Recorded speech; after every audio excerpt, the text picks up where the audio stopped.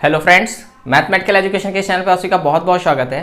इस वीडियो में हम लोग ग्रुप थ्योरी के टॉपिक से एक क्वेश्चन लेकर आए हैं जो कि एक ठीक ठाक सा क्वेश्चन है, जो कि आप कह सकते हो कि it is a little bit simple, but यहाँ पर कुछ ऐसे पॉइंट्स हैं जिन पे हम लोग डिस्कस कर सकते हैं, मतलब डिस्कस करने लायक क्वेश्चन है। और ये किसी ने आस्क किया था, पूछा था, इसलिए हम लोग उसको वीडियो में अपने इंक्लूड कर रहे हैं। सो बेसिकली जो क्वेश्चन सामने दिया हुआ है, question is that a cyclic group of finite order n is isomorphic to the additive group of residue classes modulo n।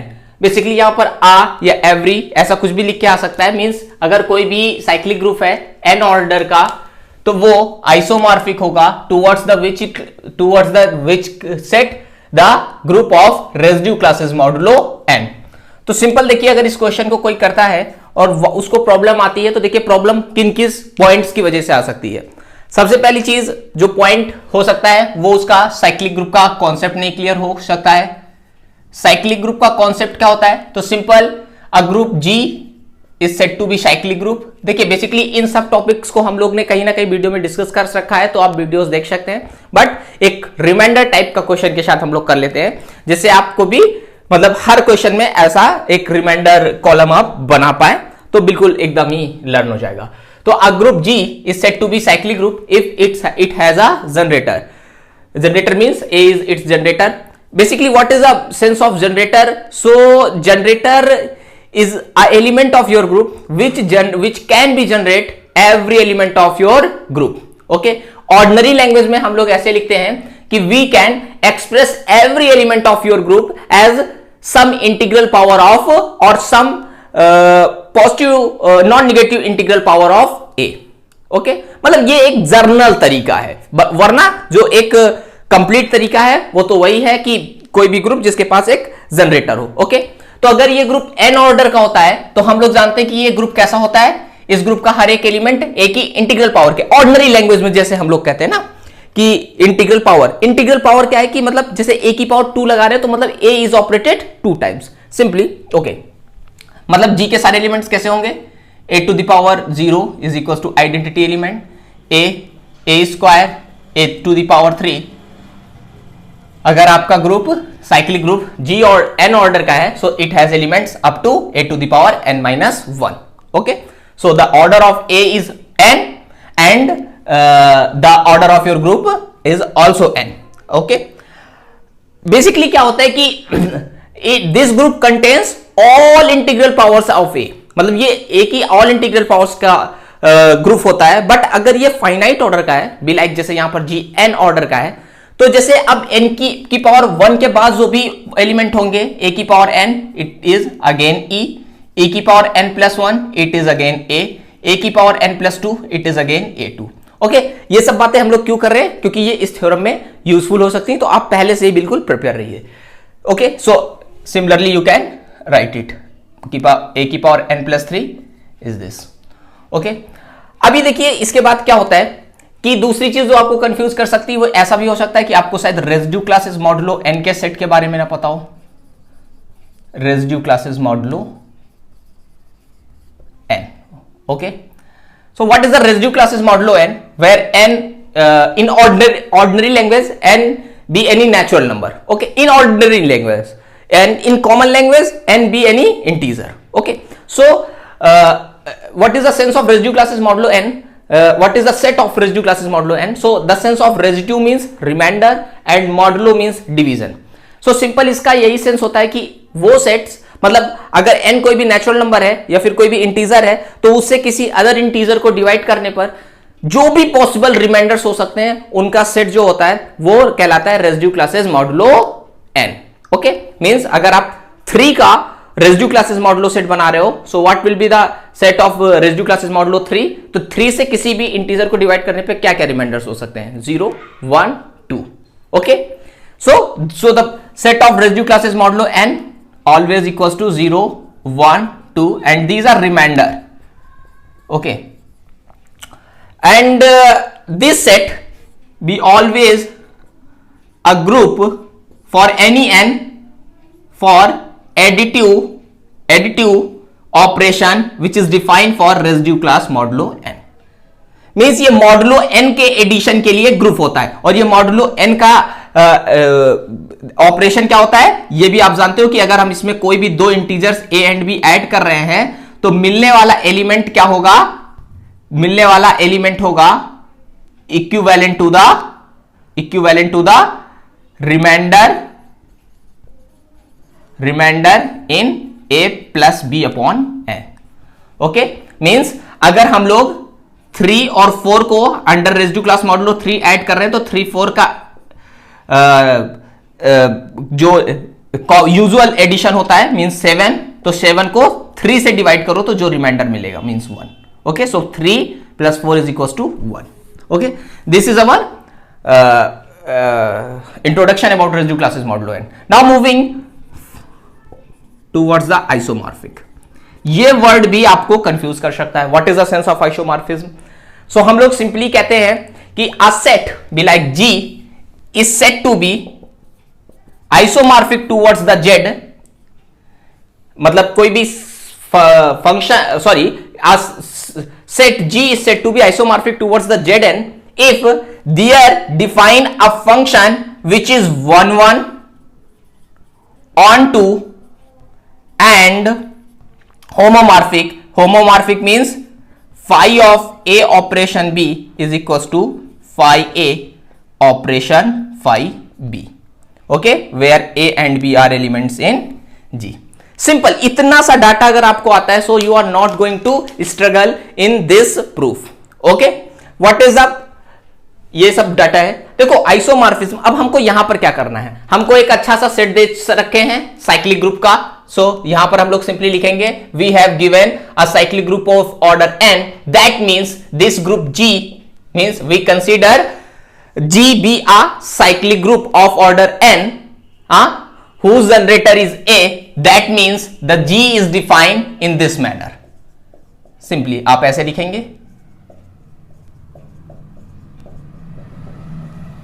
A to the power n. Okay, now फिर हम लोग moving करेंगे and we know that the additive group of residue classes modulo n having the set is 0 1 2 3 4 5 n, sorry यहां पर n-1 और यहां पर भी n-1। Okay, now we have to prove that the set G is isomorphic to Zn, for which we need a mapping phi from G to Z which is isomorphism. मतलब हमें एक mapping की जरूरत होगी from the set G to Zn and it is isomorphic. तो मतलब simple क्या है कि अगर हम कोई एक ऐसी मैपिंग शो कर दें G टू Z जो आइसोमॉर्फिक हो, आइसोमॉर्फिज्म हो, तो मतलब इन तीनों प्रॉपर्टीज को सेटिस्फाई करे, तो हम कह सकते हैं कि G is always isomorphic towards Zn। Okay, so अभी आपको समझ आया लिखना क्या है कि consider G be a cyclic group of order n whose generator is A, that means J is in this manner and Zn is the set of the residue classes modulo, the additive group of residue classes modulo n, and phi, और उसके बाद for proving it isomorphic towards the Zn we need a mapping phi from G to Zn. Now we are defining our mapping phi such as phi to the power k is equals to k, where k is from integers. Means phi is a mapping which is defining in this manner that a, this same a, having a power, any integral power is equals to that integral value. Means the a to the power 2 is mapped with 2, a to the power 3 is mapped with a to the power 3, a to the power 900 is mapped with 900. Okay, this is a simple definition. Now we have to prove that this mapping is isomorphic in this condition. Okay, देखिए isomorphic का condition क्या होता है, simply यहां पर मैं एक चीज करना गलत भूल गया कि ये देखो ये ऑपरेशन को ऐसे कर लेते हैं।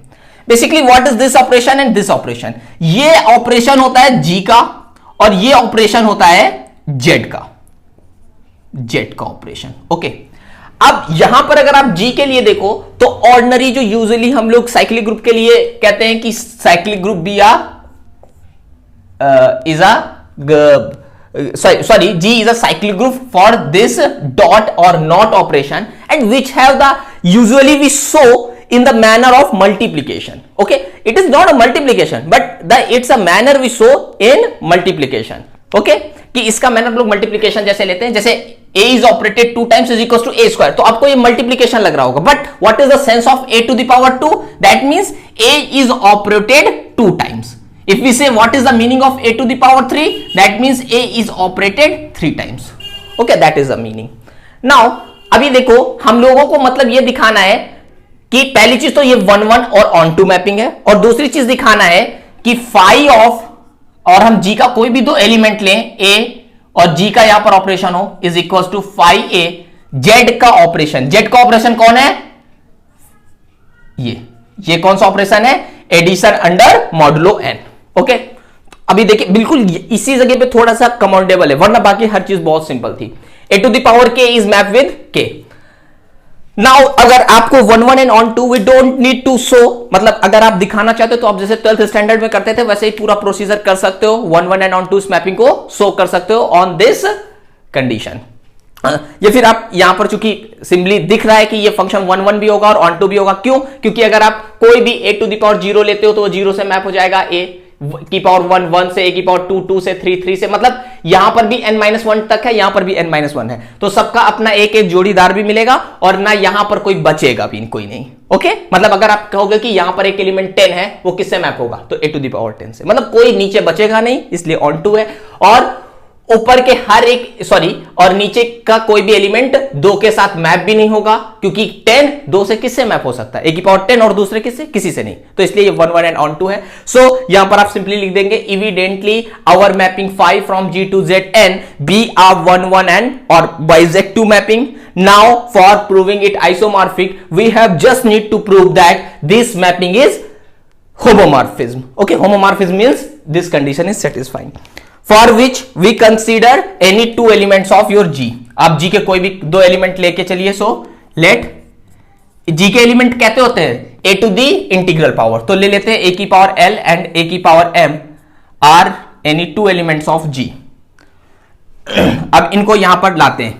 Now phi of a to the power l into या फिर not a to the power m is equal to, so they are this we are treating this operation as a normal multiplication. और इसका अगर आपको general form में समझना है तो क्या है कि a is operated l times, operated a is operated m times. तो so total a is operated how many times? l times and again m times, means totally a is operated l plus m times.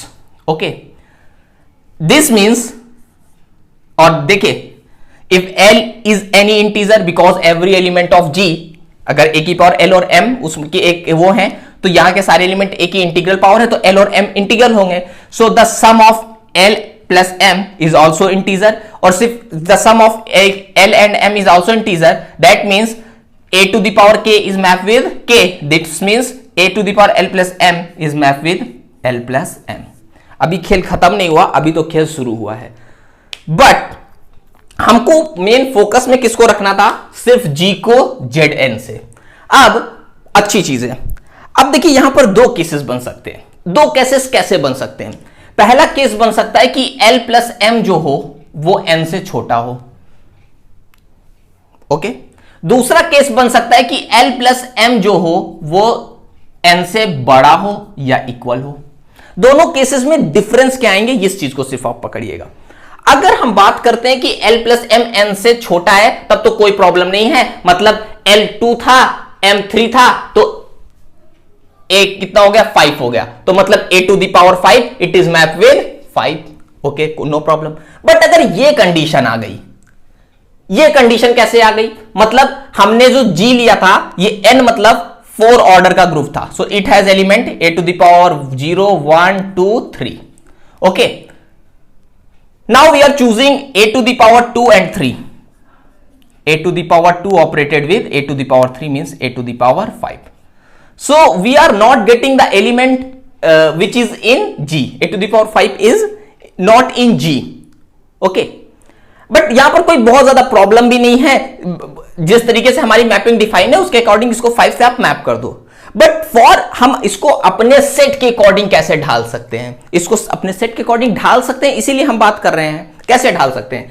हमने कहा कि अगर आपका set residue classes modulo n का है तो इसमें n की पावर -1 तक की पावर होंगे और उसके आगे की पावर्स क्या हो जाएंगी, वो फिर से रिपीट होना। यही तो साइक्लिक ग्रुप की पहचान है कि n-1 और फिर से उसका साइकिल स्टार्ट, फिर आएगा n-1, फिर से उसका साइकिल 0 से स्टार्ट। ओके, सो अगर वो आपका रेसिड्यू क्लास मॉडुलो किसका ये सेट है, सॉरी ये साइक्लिक ग्रुप ऑफ ऑर्डर 4 का ग्रुप है, तो 3 तक इसकी 0 से साइकिल चली और 4 से फिर repetition, means 4 is equal to 0 and the power 4 is equal to 0 and 5 is equal to 1। This means this will equal to a to the power 1 and its mapping is 1। Okay, बात I think आप पकड़ पाए, नहीं पकड़ पाए तो दूसरा example, a की पावर आपने 3 ले ली, operation a to the power 3। तो हमने क्या कहा, ये चूंकि साइक्लिक ग्रुप है तो 3 के बाद 4, a to the power 4 is equal to 0, a की power 5 is equal to 1, a to the power 6 is equal to 2, a to the power 7 is equal to 3, a to the power 8 is equal to 0, a to the power 9 is equal to 1। समझ आ रही बात। अब अगर आप यहां पर अच्छे से देखो तो a to the power 3 a की power 6 and a to the power 6 is equivalent to what, to the a to the power 2। This means this is map with 2। Okay, so now if l plus m is greater than n, in this case what we see, हम यहां पर क्या देख रहे हैं, अगर आप देखो तो 4 is equivalent to 0, 8 is equivalent to 0, 12 is equivalent to 0, मतलब 4, 8, 12 जो 4 के मल्टीपल हैं वो सबका इक्विवेलेंट है 0 के। 1, 5, 9, 13 सारे इक्विवेलेंट, जिनको 4 से डिवाइड करने पर 1 रिमाइंडर बचता है, वो सब इक्विवेलेंट किसके हैं, 1 के। जिनको 4 से डिवाइड करने पर 2 रिमाइंडर बचता है, वो इक्विवेलेंट किसके हैं, 2 के। इसका मतलब क्या है कि L प्लस M जो भी बनता है, it will always be equivalent to the remainder we get to divide a to the power 8। a की पावर को अगर हम 4 से मतलब n से डिवाइड करें तो जो रिमाइंडर बचेगा उसी के तो वो इक्विवेलेंट हो जाता है। तो मतलब यहां पर जो ये एडिशन हुआ, ये कैसा एडिशन है, ये एडिशन ऐसा है कि l और m को ऐड कीजिए, अगर l और m n से ग्रेटर हैं तो उसको n से डिवाइड कीजिए और जो रिमाइंडर बचेगा ये बन जाएगा a to the power that remainder. और यहां पर ये मैप किससे होगा, उस r से। इसको क्या किसी दूसरी तरीके से लिख सकते हैं कि दो नंबर का addition is equal to the division by n in h, the remainder when we dividing the sum of these number by some natural number n। तो इसको देखिए यहां पर हमने डिफाइन किया था ये कि the sum of two integers और natural number is equal to the remainder when we dividing the a plus b with n। तो मतलब ये जो एडिशन है, इस एडिशन को हम सिंपली कह सकते हैं कि addition under residue classes modulo n। ये चीज थोड़ा सा ट्रिकी थी, मैंने समझाने की कोशिश की, आप इसको थोड़ा अच्छे से ध्यान लगा के समझिएगा तो आई होप आपको समझ आ जाएगी। क्या समझना था, सिंपल चीज मेरा समझाने का ये एम था कि l प्लस m टाइम्स जाता है तो ये l प्लस m से मैप होगा, ठीक है, जिस तरीके से हमारी मैपिंग डिफाइन है। बट अगर हम G टू Z ही इसको मेन फोकस पे डाल दें तो हम l प्लस m को क्या लिखेंगे कि अगर l प्लस m को इस साइक्लिक ग्रुप में कैसे लिखेंगे कि अगर ये आया a की पावर n प्लस 2 तो इसको हम क्या लिखेंगे 2। और ये 2 क्या है कि अगर आप इसकी पावर को मतलब l प्लस m की पावर जो आई है उसको n से डिवाइड करो तो जो रिमाइंडर बचता है, तो हमने वही कह दिया कि ये addition similarly behave like a addition of residue classes modulo n। Taking my point, so it will be equal to this. अब इसको आप कैसे लिख सकते हो, 5 to the power l operation m is equal to, ये क्या है, अगर k मैप होता है, k का प्री इमेज है 5 a के, तो l का प्री इमेज कौन होगा, al residue classes modulo n a to the power m। What we get that 5 of a to the power l operation a to the power m is equal to 5 of a की power l residue classes modulo n 5 to the power m। यही हमें show करना था इसे होमोमॉर्फिक्स दिखाने के लिए। That means phi is a homomorphism mapping from G to Zn. हम ऑलरेडी कह चुके हैं कि phi is a 1 and on 2. Now we show that phi is homomorphism from G to Zn. This means phi is a mapping which is isomorphism from G to Zn. Now we get an isomorphism mapping from G to Zn. This means G is isomorphic to the Zn, and this is the proof of our theorem. I hope कि आपको ये theorem समझ में आई होगी. Thanks for watching.